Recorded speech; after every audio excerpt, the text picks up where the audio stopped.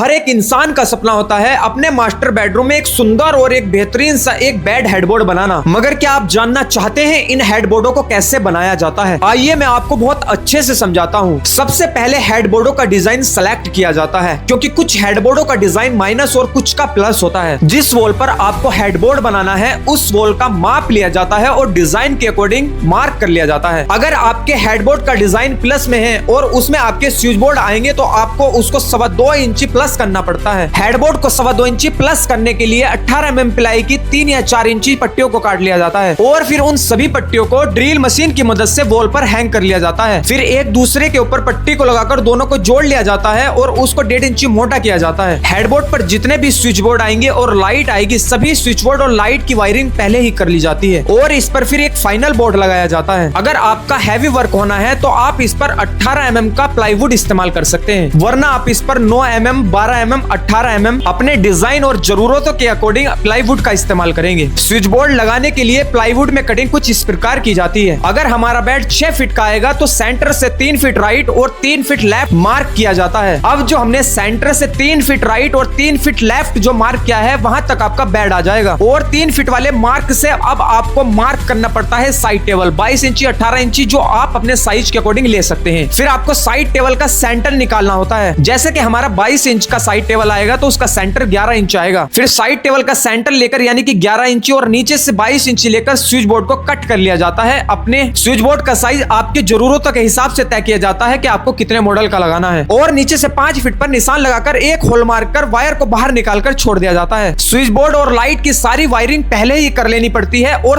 Switch board की wire और सभी लाइटों की वायर को बाहर निकालकर प्लाईवुड को प्रॉपर फिक्स कर दिया जाता है। अब ये आपका बेस बनकर तैयार हो चुका होता है। अब ये laminate, veneers, charcoal sheet, panels वगैरह लगाने के लिए, फिनिशिंग करने के लिए तैयार हो चुका होता है। दूसरा पार्ट आपको पूरा फिनिश देखने को मिलेगा, फॉलो कर लीजिए।